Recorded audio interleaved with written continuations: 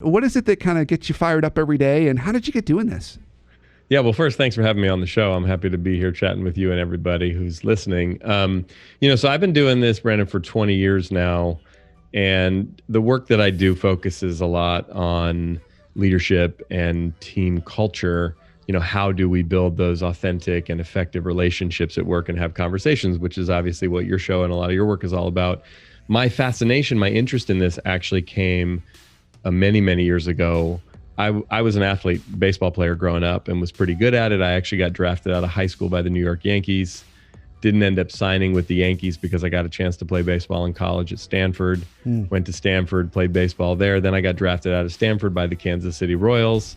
And I did actually sign a pro contract at that time. And the way it works in baseball, as you and most of the people listening probably know, you get drafted by a major league team, whether it's the Yankees or the Royals or the Braves or any of the teams in the major leagues. You got to go in the minor leagues, right, and try to work your way up to get to the major leagues. Unfortunately for me, I was a pitcher my third season, still in the minors. I went out to pitch one night, threw one pitch, tore ligaments in my elbow. One pitch? Well, it was a culmination of things, but when the final injury happened on one pitch, like it felt like someone literally shot me with a gun through my elbow. The ball went about 54 feet, and I sort of doubled over in pain. And, looked at my manager in the dugout and said, I'm done. They took me out of the game, obviously, that night. And I ended up having 3 surgeries over the next 2 years. Tried to come back. I had torn ligaments in my elbow. I had some other issues going on in my shoulder as well. But after all the surgeries, I wasn't able to make it back. And now I'm 25 years old. I had started playing baseball at 7. And, I'd gotten an education, but hadn't really thought about what I would do with the rest of my life. Yeah. But as disappointed as I was, and as sort of scared as I was at that moment, one of the things I became really fascinated by, particularly by the time I got to college and was playing professionally, is I was fascinated by team dynamics. Because I was on some teams sometimes where we had really good talent, like really good players, but the team wasn't very good. Yeah. And it was usually because there was egos, or the coach wasn't very good, or there was some kind of like just intangible thing that didn't allow us to play well. And then I was on some other teams, Brandon, where the talent was decent, not great, but the team was fantastic. We would like beat other teams that had better players than we did, which I was like, okay, how does that work? That doesn't even make sense. It's cool, but it doesn't make sense. I don't get it.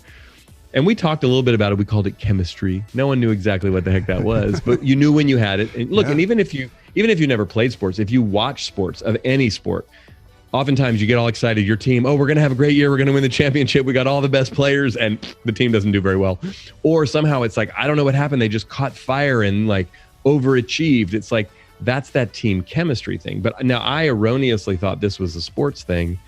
I come home late 90s. I grew up in the San Francisco Bay Area where I still live. I got a job working in the .com world, tech world. First job I ever had. I realized, that whole team chemistry thing, that's not a sports thing. That's a human thing. In business, we just call it culture. Yeah. And it's basically the same thing. It's all of what you do on this show and what your work is about. It's all of those things. Like, how do we have better relationships?